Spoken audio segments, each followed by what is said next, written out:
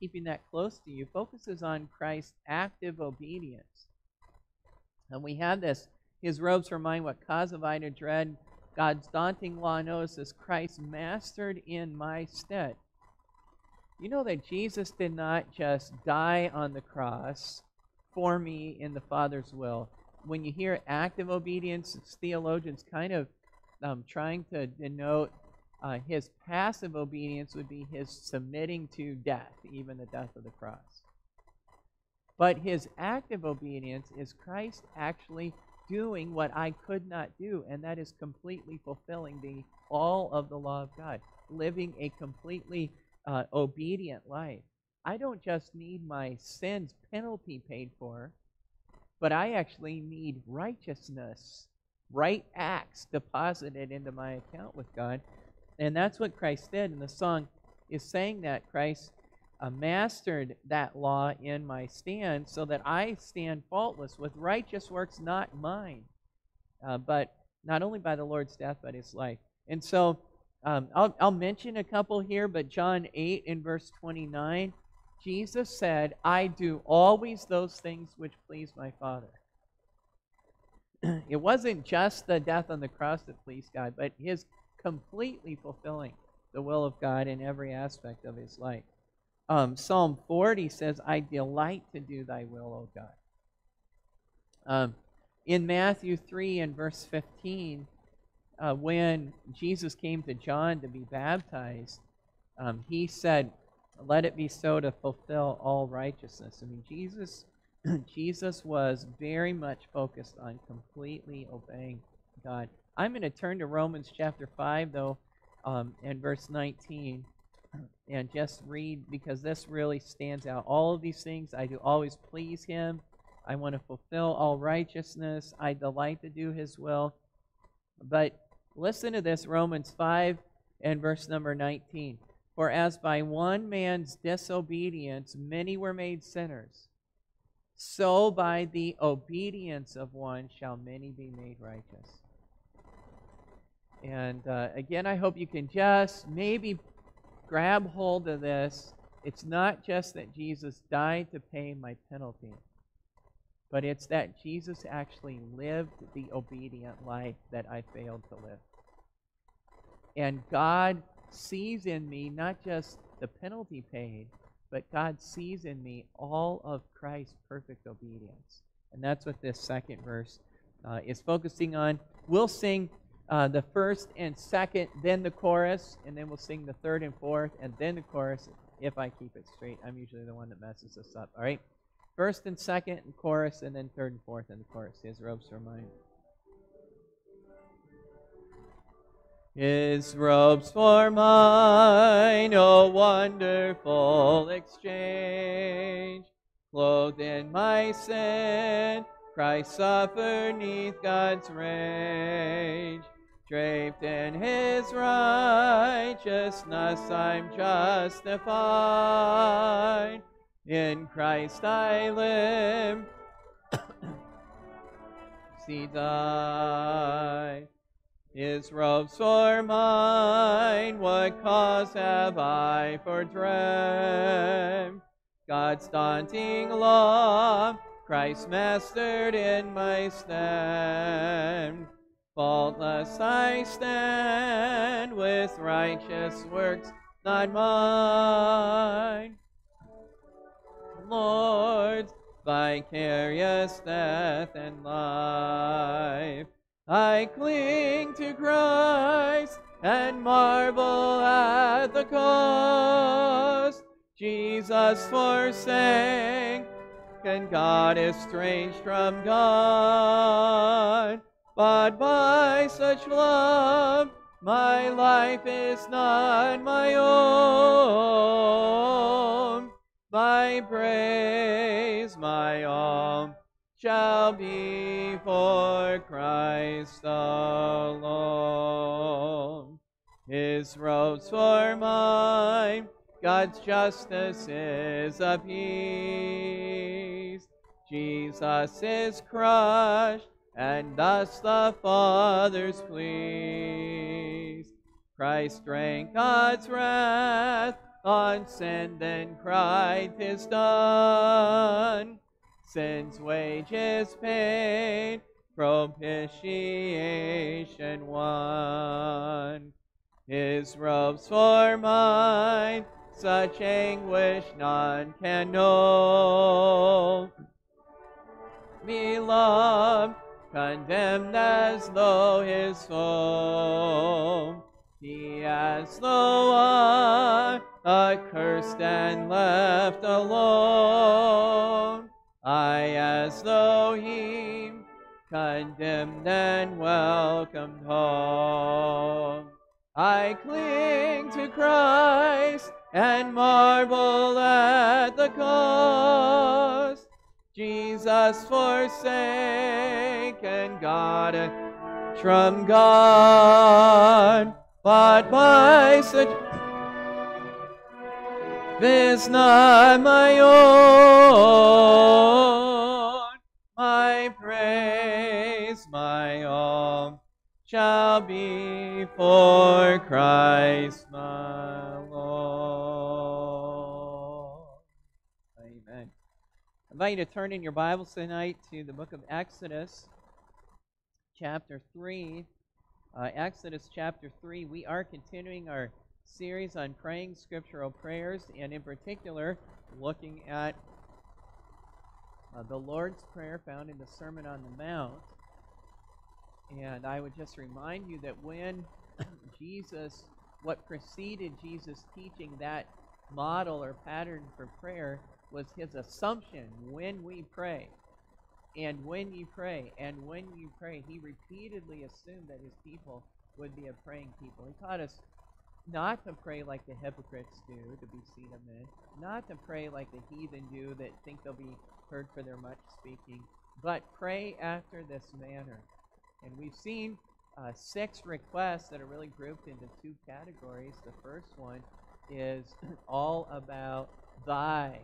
Hallowed be thy name. Thy kingdom come. Thy will be done. Then there's a shift. Give us this day our daily bread. Forgive us our debts as we forgive our debtors, and so on. And lead us not into temptation. And even that's instructive, that when we go to prayer, our prayer time even should be, first of all, consumed with the honor of God. Even before I get to the needs of men, we should ask. We've talked about that. I should have no apprehension about going to God and communicating about the needs that I understand myself to have, or my family and those that I'm burdened for to have. But first, to be consumed with the honor of God, it really does take a work of grace to change me from being consumed with myself to, first of all, being consumed with the honor of God. But last time we just began to consider this request, hallowed be thy name, set apart be your name. And I've had us turn to Exodus tonight to just consider the principal name that the Lord used to make himself known. There's multiple names God uses to reveal something about his character, his nature, but this one stands out. And I thought, if we're thinking about how would I pray, God, set apart, exalt, consecrate your own name. If I'm burdened about that, I think at least several qualities that are found in this text and this emphasis would be a help to us. Exodus chapter 3, verses 13 and 14. And Moses said unto God, Behold, when I come unto the children of Israel, and shall say unto them, The God of your fathers hath sent me unto you, and they shall say to me, What is his name? What shall I say unto them? And God said unto Moses, I am that I am. And he said, Thus shalt thou say unto the children of Israel, I am hath sent me unto you. It is a form of the word Yahweh that is here translated I am. Sometimes it will be translated in our English as Jehovah. Quite often it is translated with all caps, Lord. They're all found in this same, they're all expressions of the same Hebrew word. And the word has reference to something being or something existing. It's used to refer to, an event coming to pass, a circumstance coming to its end. It no longer exists anymore. It's used to refer to an object coming into existence or going out. We might even talk about a day arriving or a particular day passing away. We could talk about a plant that grows up or a plant that dies or was destroyed so that it no longer exists. And all of it is talking about, does that thing exist? Does it come into being? One man said it. He was a very scholar. This is a scholarly Hebrew dictionary, and a scholar that was writing this entry. And he said it talks about God's isness, that He is, that He does exist. And when He says, I am that I am, it runs the whole realm of, I have always existed as I exist now. And I exist now like I always will exist. Let me give you 3 statements that just kind of summarize what I was just saying there. This I am that I am is saying at one level, I exist now as I always have existed in the past. Okay, I exist now as I always have in the past. Secondly, I exist now as I always will in the future. So I exist now like I always have in the past. I exist now like I will in the future. And I have always existed in the past as I always will exist in the future. It really covers, in the past, God existed. He is now in existence, and He always will be in existence. And what He's now, He's always been, and He always will be. And you can try to turn around any of those statements, and you really land at the same point. And God said to Moses, tell the children of Israel, that's my name. That's who I am. That's what I want you to think about me. And at some level, it just blows our mind. But there are several things that we can at least start to quantify that are in this name. What this name reveals about God is that God is self-existent. Right? I'm just drawing from what we just said, but God has no origins. And consequently, He answers to no one. Matthew Henry wrote, the greatest and best man in the world. And I can even just pause there. If you were to try to answer that, I'm talking outside of Jesus Christ, right? Who was the greatest and best man that's ever lived? All right. Did you hear that? That was wonderful. She said her husband. I didn't even hear any oohs or ahs or how sweet. Well, I'm sorry to tell you, it probably wasn't your husband. The Bible actually now you could go back, and in his day, God said about Job that there was no one as godly as Job. But the Bible, there's actually only one man in the Bible that God allowed to say 4 different times, slightly different terminology. 2 of them are almost exactly the same, but slightly different terminology. 4 times God allowed one man to say, be a follower of me as I am of who? As I am of Christ. Pattern your life after me, and you'll be patterning after Christ. But even that man had to say, by the grace of God, I am what I am. And by the grace of God, I am what I am is what the best man in the world would have to say. And I'm sure that if somebody complimented Mrs. Packard's husband and said, I've heard that your wife said you're the best man that's ever lived, he would have to know that at his best he's a man. And whatever positives have been by the grace of God being seen. But God is the only one who can just absolutely say, I am that I am. Not by the grace of God, I am what I am because of who I am. Absolutely. The self-existence of God, as I said, is a hard concept for us to grapple with. Every other object has some origin, right? And some cause that brought it into effect. And it's just, we find it nearly impossible to think about an object without at some point wanting to know, where did that come from? Where did that get its start?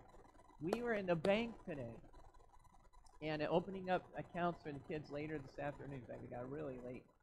And finally, I don't know, maybe the president of the bank, I kind of had that feel. The president of the bank walked in, and it was just Hannah and I left at that point, and well after 6, and he was saying, I'm sorry, but we don't serve dinner for those that are here late, and just kind of joked around, and the lady was actually saying, I got to get you out of here so you can get to church, but when he kind of paused to come back in, he said, I hear you're the new president, or the new pastor at Faith, and he said, I'm about to really age myself.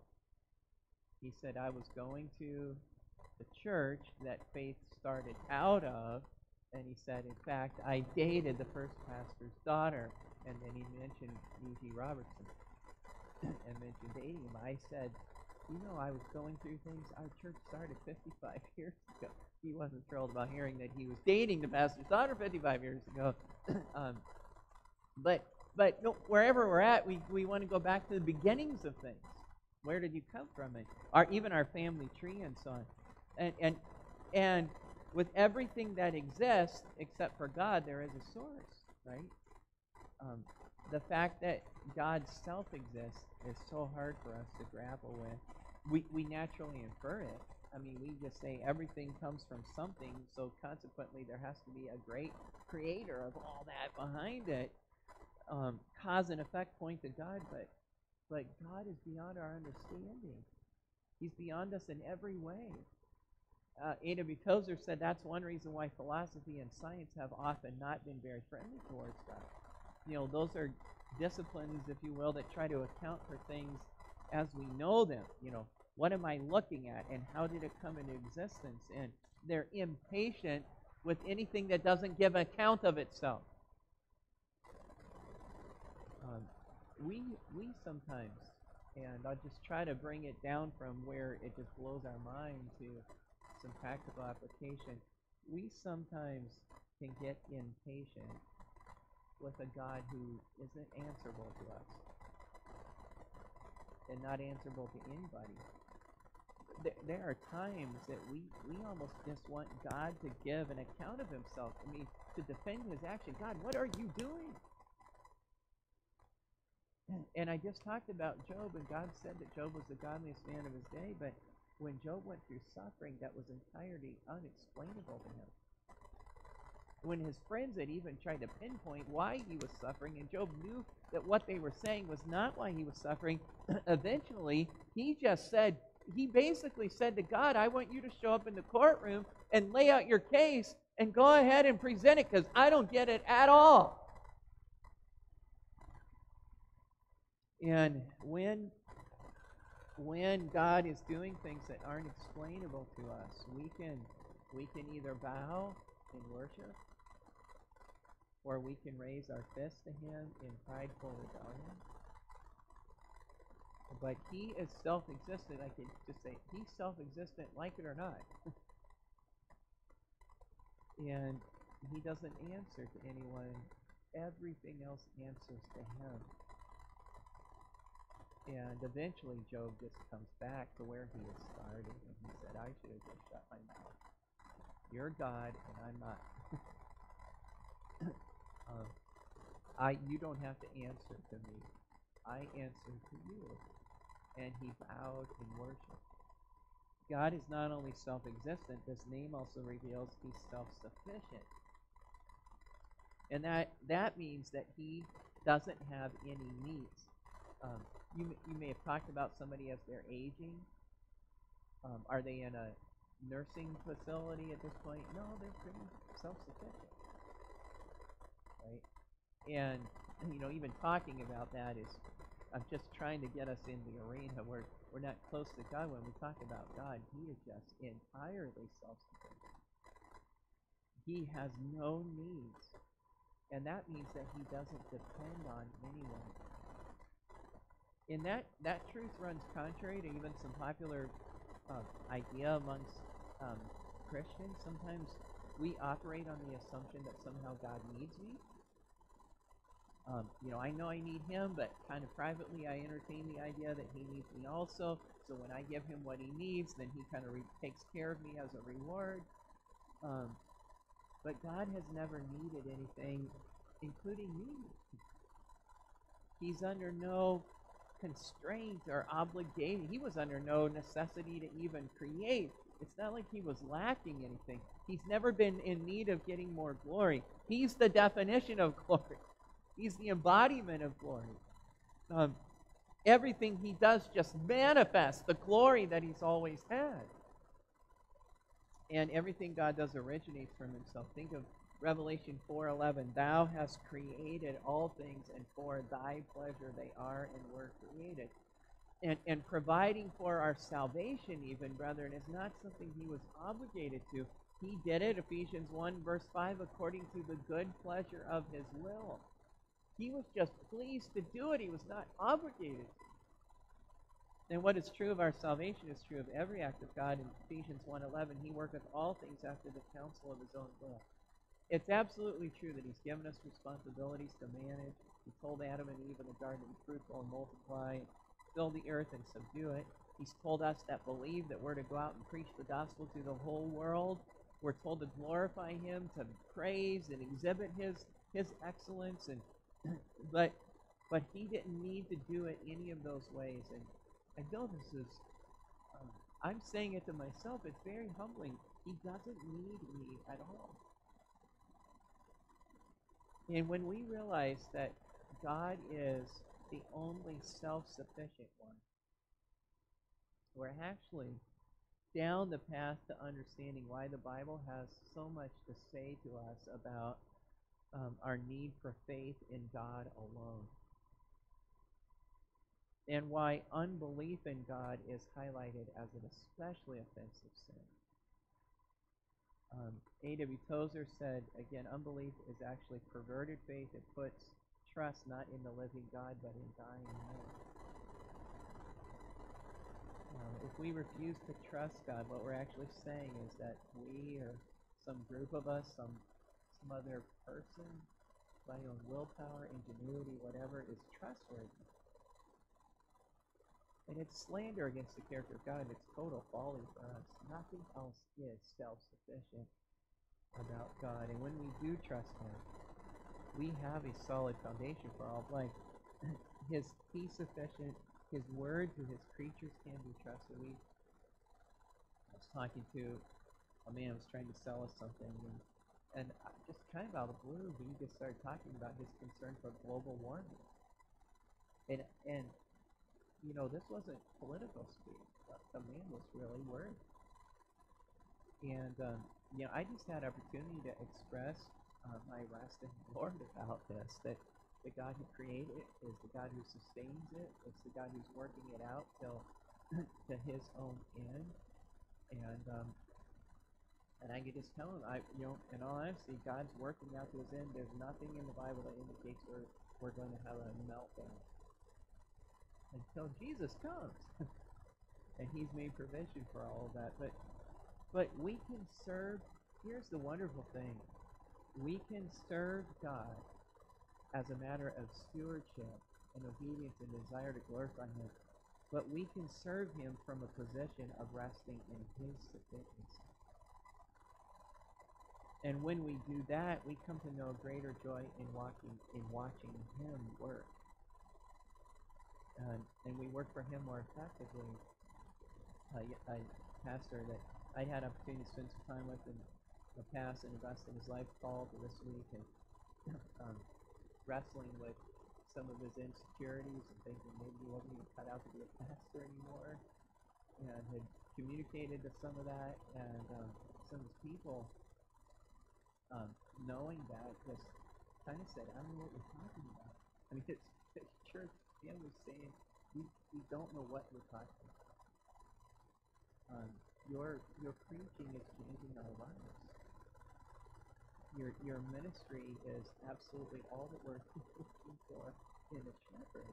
I mean, you've been there 5 years now, and they just are saying your ministry to us is good. We don't know what we do without it, and a couple different conversations, and I just said, like, isn't it wonderful for you to know that that's God? And it's a great place to be. Letting our insecurities overwhelm us is not a great place to be in, but knowing that I'm weak and that God is the only one that's self-sufficient is a wonderful place to be. That's where He wants us to be if we'll let Him do that work. And a third truth I'll mention quickly and then try to wrap it up into how we pray is a third truth revealed in this name is God's eternality. I know you could have said all these too, but His self-existence, His self-sufficiency, and His eternality. He has had no beginning. He will have no end. And again, there's two significant consequences of that. One is that He can be trusted to remain just as He's revealed Himself to be. You know, you might say, I thought I knew so-and-so, but as time has gone on, I go, they've changed. Not with God. You can trust Him to be just the same as He's revealed Himself to be. He's unchangeable in any of His attributes and just His unchangeable in His will. And a second significant consequence is this, though, also, that He's inescapable. Inescapable. James Montgomery Boyce, late pastor from the Philadelphia area, said if he were a human and we did not either like him or what he was doing, we might just ignore him, knowing that he might always change his mind, move away from us, or die.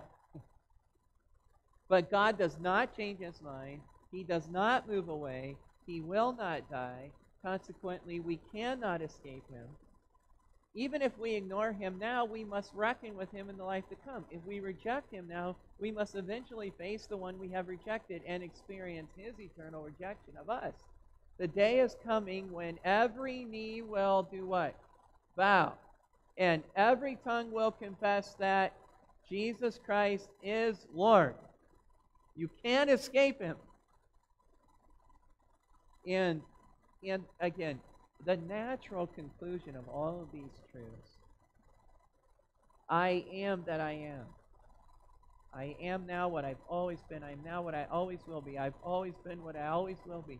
The natural conclusion of one who is self-existent, self-sufficient, eternal, is that we should seek to know Him more, but worship Him as the true God and Him alone. And the ramification, at least some of it, and maybe I'm just the tip of the iceberg in exploring this, but we need to pray to our Father in heaven that He would help us and others do just that He would help us to know Him as He really is, and to bow in humble dependence and surrender to Him as He really is, and trust Him and Him alone. Ask God to give us increased understanding of His self-existence and sufficiency and eternality, but ask God to give us grace to live increasingly in light of what we know. I mean, really, to just ask God to teach us to submit and to wait when we don't have all the answers. To not be like, come on, God, you owe me. But no, God doesn't owe me all the answers. He's still worthy of my worship, whether he gives me all the answers or not, because he's God and I'm not. And we can ask him for grace to walk by faith in him in the face of all of life's circumstance. I know this is so simple, but we need it. Without faith, it is impossible to what? To please him. Without faith, it is impossible to please him. I keep wanting to so be in control of my life and so plan out my life and organize my life so that I don't have to be in a vulnerable position. And yet he keeps putting me in places where I'm not sufficient, so that I recognize he alone is sufficient. And without faith, it's impossible to please him. And then just to ask the Lord, again, for help to live lives of worship. And as he does it in me, that by the way I live, by the words that I speak, when others even see me in places where I don't have all the answers, when others see me in places where I feel incredibly vulnerable, when others see me in places where I just want to run and hide, instead of that, we say things like, the Lord gives, and the Lord takes away, and blessed be the name of the Lord. Naked I came in this world, naked I'm going to go out of this world. And God alone is the one to be worshipped and praised. And when God will help me not only to live that way, but God will help me to communicate my confidence in that way. People say to me, they say, who is that person trusting? That must be, that's not the God I know. And I can just tell you this way in terms of an evangelistic situation. There are some parents that grew up Lutheran, raising their kids in the Lutheran church. Baptism, confirmation, catechizing and all this, and thought that they were as religious as empire. Their son went to college. He got reached through an evangelistic ministry in college. Came back and told his parents he had been born again. They were just sure he was in a cult and messed up and all this. I've heard the dad giving me the testimony of this. I was in their house when he was telling me this. And he said, there was so much tension in the home over this, and he's trying to witness to his parents. They're trying to say they're okay, and what more do they need? And he asked them if he could have a Bible study with some of his friends from college at their house. And they relented, but said, we're not going to be here. And so they had the Bible study. Parents had gone out, thought they were out long enough for these college kids to be gone. And they came back, and the Bible study was done, but the kids were still praying. And mom and dad walked through. They came in a side door. I can picture it now. But they came in a side door, kind of went to the kitchen, and then up like a halfway landing area up to their bedroom. They were walking through quietly long enough to hear a boy in college praying,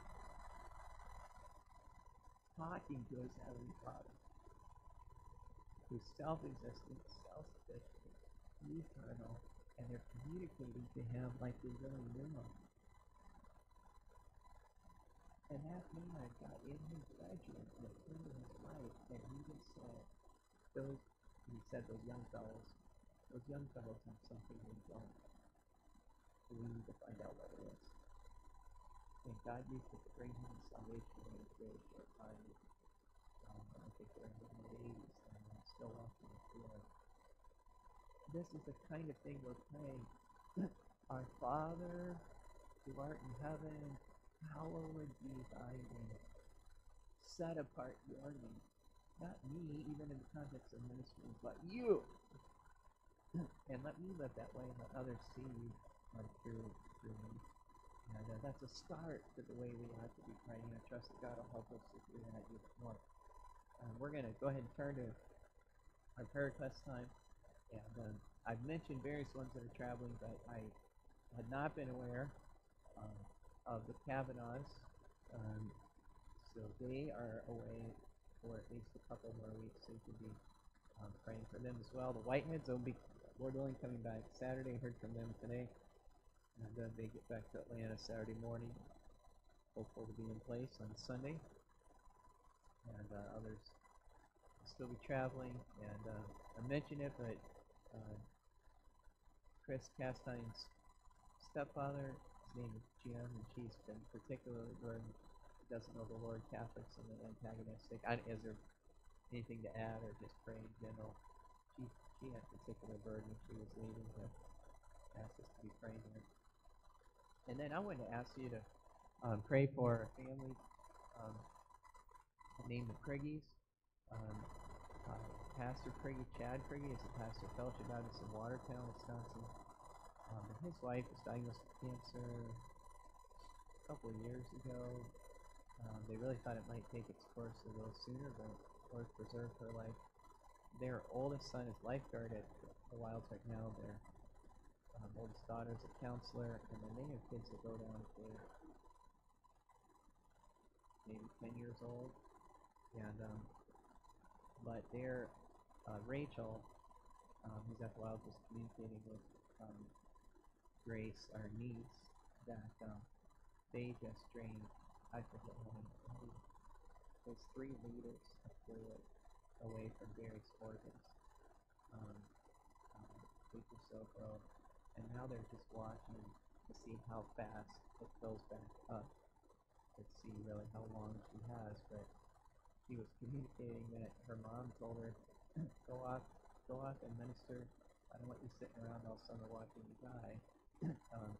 She's really a godly lady. It's a wonderful testimony, but a number of younger children in that family. It's everybody just coping with it in different ways, and looking for the Lord. But we pray for all of them. So the last name is Criggy, Pastor Chad Criggy. I know his wife's name, I can't remember. Sarah. They have a Down syndrome boy in junior high, and multiple kids in the home there. So, Pastor Criggy. Anyone else you want to update us on? Anything new? Continue praying. Debbie stepped out, but of course Dennis's brother passed away. And the family there. Yes. Huh. Wow. Oh, good. That's kind of the first good bit of news for a while, isn't it? That's encouraging. Let's continue praying for Bill. Any others? I've been mentioning the day camp. We had 3 new ones start this week. I think we had 16 today, and then a couple that weren't there. But at least one family I'm seeing kids. I'm glad to minister to them. Not a problem anymore than other kids. But I'm just watching. They don't even know the basics of any of our children's songs or whatever. So I don't know the extent of any church background or not. And just they're driving. What did they say, like 20 minutes, 25 minutes?